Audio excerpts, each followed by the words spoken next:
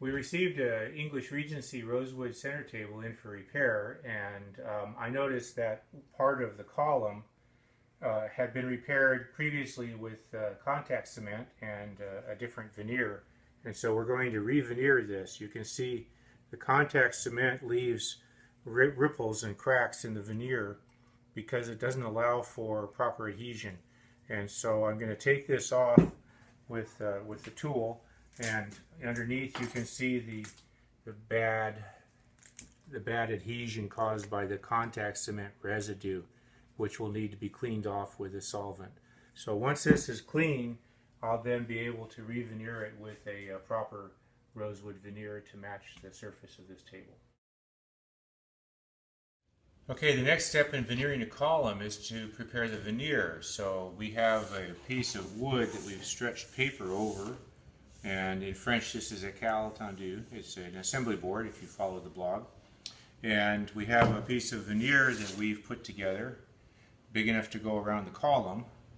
And you see there's a seam, and we want to protect this veneer from breaking, so we're going to glue it onto the assembly board with hot glue. So I have my glue pot ready, and I have hot protein glue. So I'm just going to put this on here first,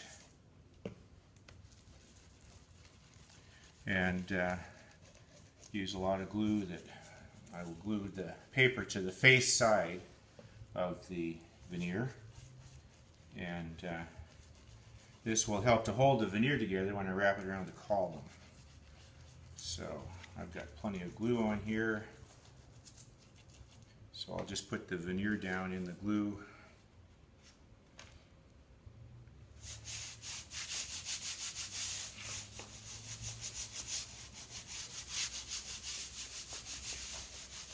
And then clamp it with some plastic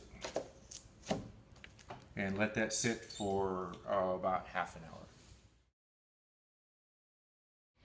Okay, the veneering of a column, the system that I use, is to mount the piece in a fixture between two dogs on my bench. And I cover up the bench with paper so that no mess gets on the bench, or it's easier to clean up. So I have this kind of under friction so that I can barely move it as I will wrap it with the veneer and with the glue. And so first thing I've done is I've taken a toothing plane iron and I've scraped the surface. I've already done this, and this will create teeth marks that allow for a grip for the glue. Once that's done, then I have the veneer already prepared on the paper, and I'm going to cut that off of the cal tendu, or the assembly board, so that I have this surface ready to use. And so this paper will just come right off the board. There's my veneer held by paper, and for that size I've taken a paper template and I've wrapped it around the column first, so that I know exactly how big I need to make my piece of veneer. It's bigger than my pattern, so that's the size of veneer that I am using. So I have the liquid glue all prepared and warm from hot water, and what I'll do is I'll just put glue on the veneer and brush that out so it's all over the veneer surface. I like to do this ahead of time first. I like to do it on the veneer first because I want the moisture to soak into the veneer and soften it up so it won't break when I bend it. And so I put the veneer on the glue on the veneer first. Then I put the glue on the column that I'm going to veneer.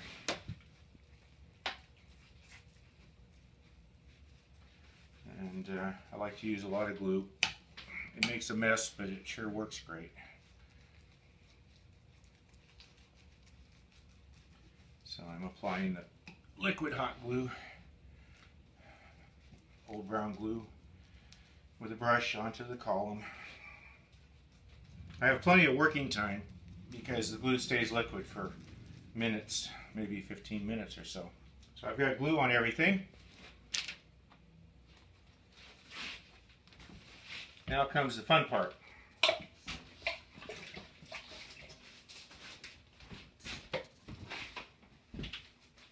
This is where it takes a bit of handling, because what I want to do is wrap this veneer around here and turn this and get it all the way around.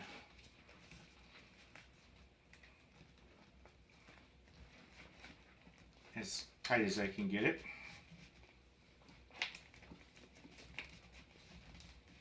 And now I have this elastic band, which is a therapeutic band that you can get from your therapist if you have back problems. And what I'm going to do is I'm going to start wrapping this around. This is again the ambidextrous part of it.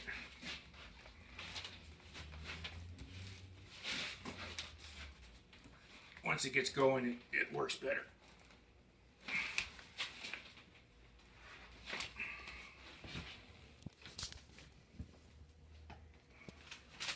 Now we're going.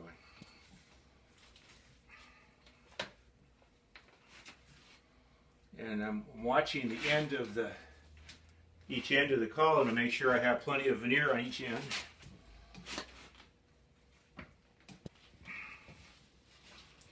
Now if you let go of this thing, it'll go backwards. So you don't want that to happen.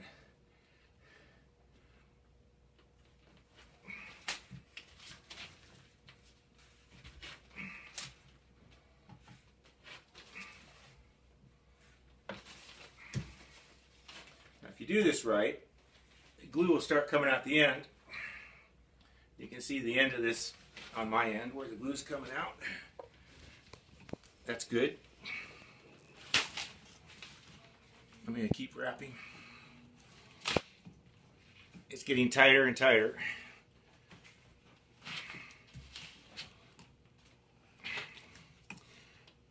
I'm surprised more people don't veneer columns. It's such a neat thing to do. And it adds a decorative element to your furniture that most contemporary furniture makers don't have. It also saves material because you're using a thin piece of veneer on a column. You can wrap any diameter column. I did a desk with 1-inch diameter columns that I veneered, and I've done tables with 1 foot diameter or more. So you can see I have to keep holding the piece or it will just unwind like a clock spring. The glue's coming out this end and I have plenty of veneer. So when I get to the end of this, I'll just tape it and let it sit overnight, and we'll come back tomorrow and unwrap it and I'll show you what to do next. So right here I can just hold it with tape.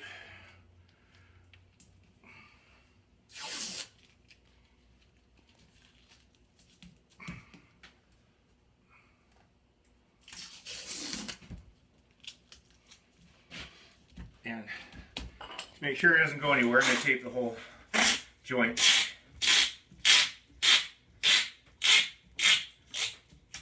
It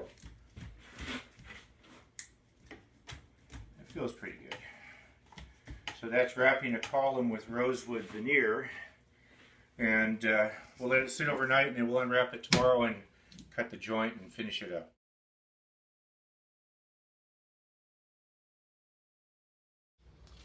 Okay, this is the next day, and it's important to do this about 24 hours later because now the veneer has shrunk to fit the column, and the glue is not completely set, and that's the important part of it. So what I'm going to do now is I'm going to open this up and find the seam, make the seam for the joint.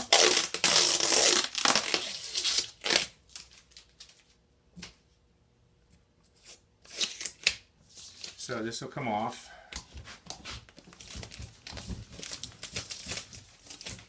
And we have a veneered column. Now, somewhere on here, there is an overlap. of the veneer, and underneath is the other part of the veneer, which I need to cut. So I have a piece of veneer I can see right here, and that other piece of veneer, it's hard to see in rosewood, but here's one, here's the other, there's one, and it goes this way, so there's the other right here. So this is one side and this is the other side. So what I want to do is I want to cut down the middle of those two, my joint. So what I'm going to do is I'm going to put this straight edge on here, and I'm going to clamp it down.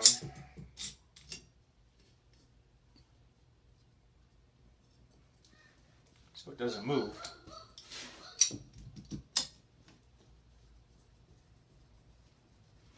I'm going to take a veneer saw and I'm going to cut through both layers of veneer just like you would with the normal veneer operation.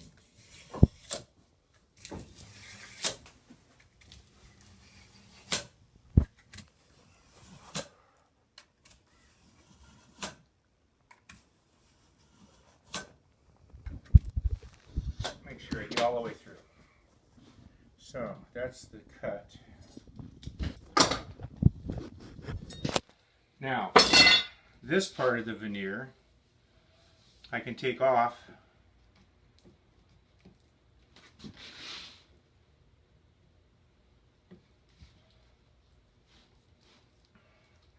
because the glue is not completely set yet. So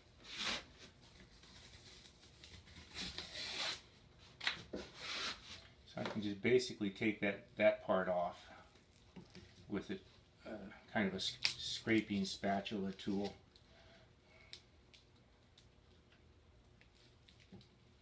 Being careful not to go through the second layer.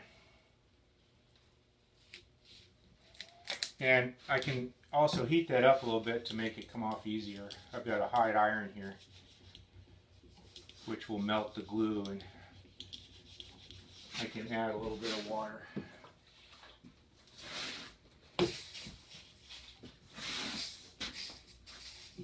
This is the advantage of using a protein glue, is you can liquefy it and it comes off.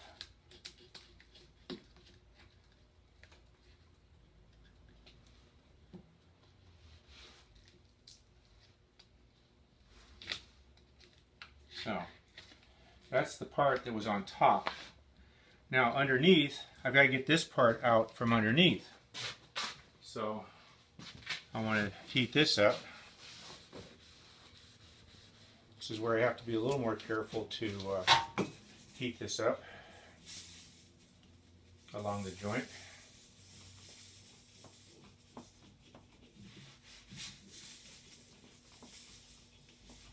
If I didn't do this the next day, it would take a much longer time to heat up the glue because it starts to set by losing its moisture, but at this point it still has a good moisture residue, so it'll be fairly easy to lift this up. So now I get under the seam and lift this up, and when I'm in there,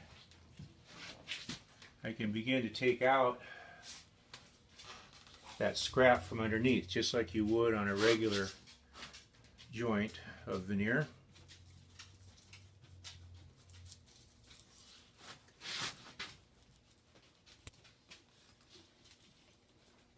I have to be careful what I'm doing, look underneath and make sure I don't break anything. So here's the part I don't want underneath.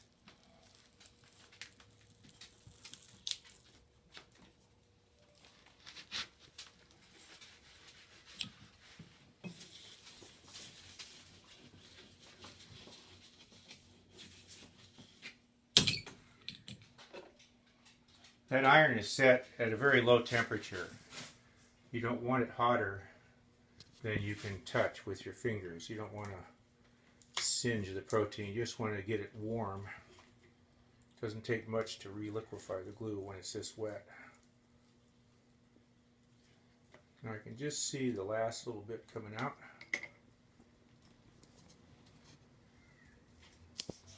And I want to be sure to get the paper out too, because I don't want to glue the paper back down. This is the paper that was on top of the veneer.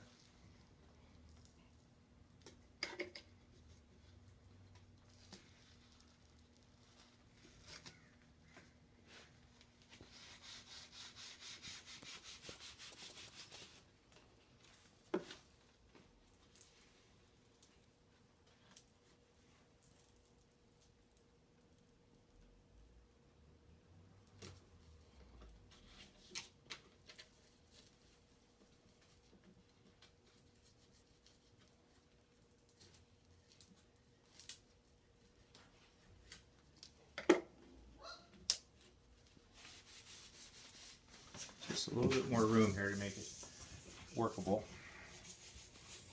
So I'm kind of unwrapping the veneer on one side because I want to make sure that underneath it's clean. There's no other veneer or paper that's between my surface veneer and the underneath the actual core. So I'm just making sure all this is out, because once I glue it down, it's glued down.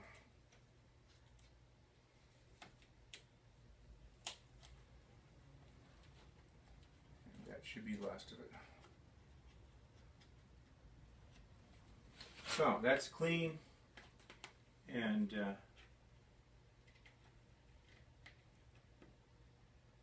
in good shape. So I want to glue that back down now. This is part 2. What I'm going to do is I'm going to add more glue,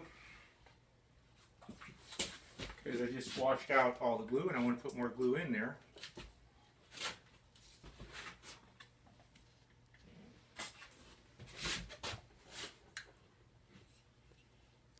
Plenty of glue.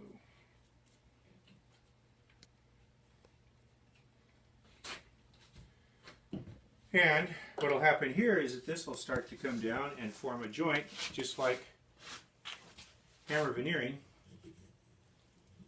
right along that seam where we want it to be.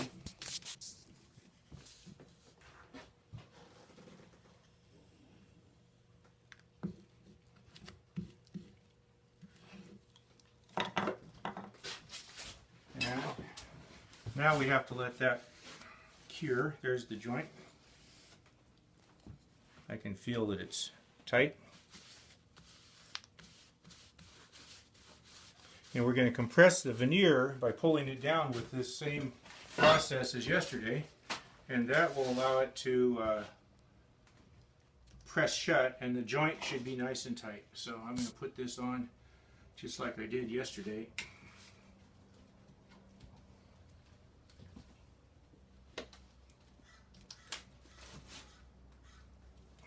And as I do it, I'm going to feel the joint and make sure that it's closing.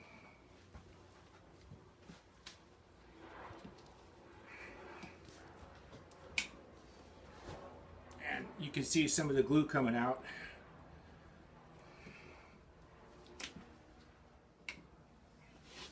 This is one of the big advantages of the glue, is the reversibility and the slipperiness of it. It really allows the veneer to move where you want it to move,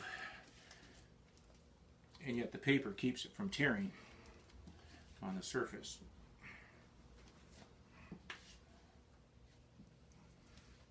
See, there's plenty of glue coming out.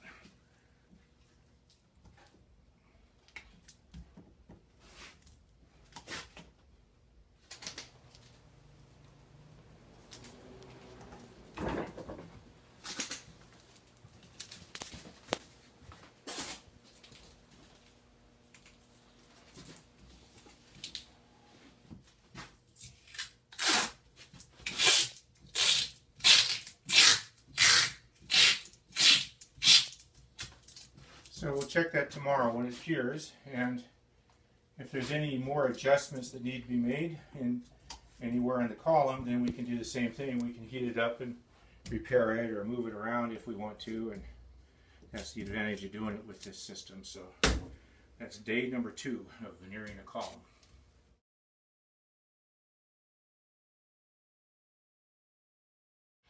Okay, let's open this up and see what it looks like. It's been 24 hours. Time to check our progress.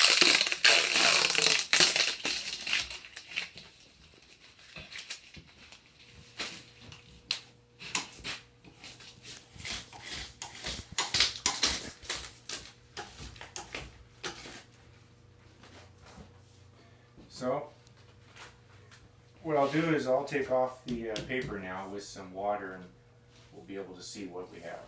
So I have to soak this.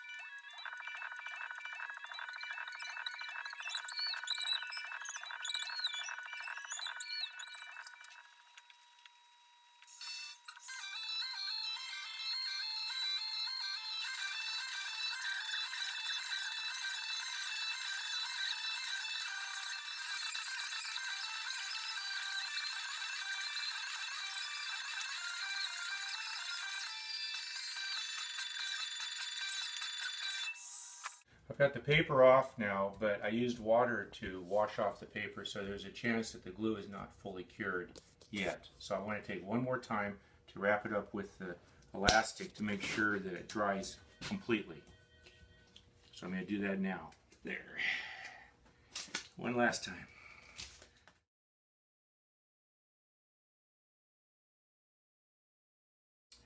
I feel better today. I've had several cups of coffee, and so we'll see what we have. Unwrap this thing, because today it's done. Those of you that wonder what this elastic is, it's a therapeutic band. And I did an article for Fine Woodworking some time ago that talks about how you can buy this stuff. Or if you have back problems like I do, you can just ask your therapist. Anyway. This is the finished result, a veneered column in rosewood. And what I'll do now is I'll just take some of this green scrubby and I'll wipe off whatever residue of glue is left on the column and it'll be finished. After that I can just sand it down. So this is the final stage of the job, is to wash off the glue from the surface. Again, that's the reason I use water-based protein glue, is it's easy to clean up and it won't stain the wood, and it's transparent to the finishes. Of course I'll just use shellac, but this way I can easily clean up the glue without sanding the surface too much. So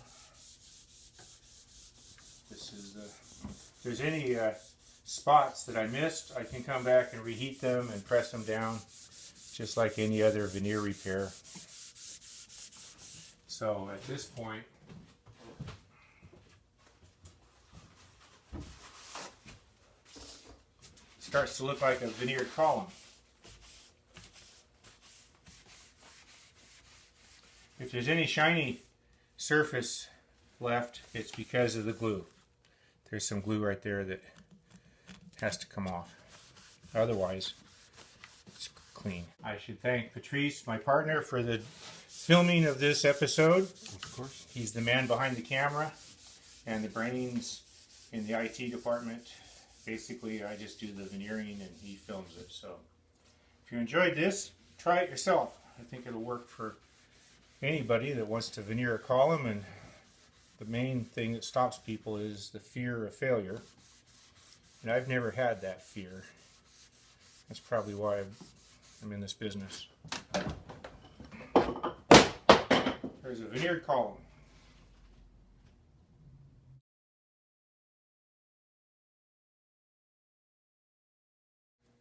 Well, that's coming to the end of our video. I know it took several days, but the idea behind veneering columns is fairly low-tech. In fact, in Fine Woodworking, in the issue December 04, 173, the one with Mario on the cover and me on the back cover, If you're interested, I have an article I wrote called A Low-Tech Method of Veneering Columns. And it explains exactly what we did on this video, including the references to the elastic strips of material and the reference for the rep bands and how to buy them. And if you can't find that magazine, you can always find the information on my blog, wpatrickedwards.blogspot.com. So to summarize, all you need to veneer a column is a piece of veneer, a liquid protein glue, some elastic material, and a column to veneer. And this is the final result, a rosewood column veneered on this rosewood table, ready to go back to the home and properly restored to its original condition. If you're interested in anything that we've done on this, let me know by email, and we'll be happy to answer your questions or produce another video specific to your needs. Thank you.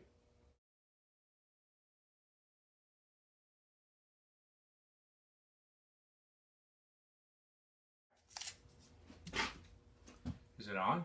Yeah. Oh, okay. Don't overdo it though. Yeah. What a mess. Well, 140 degrees is kind of hot, isn't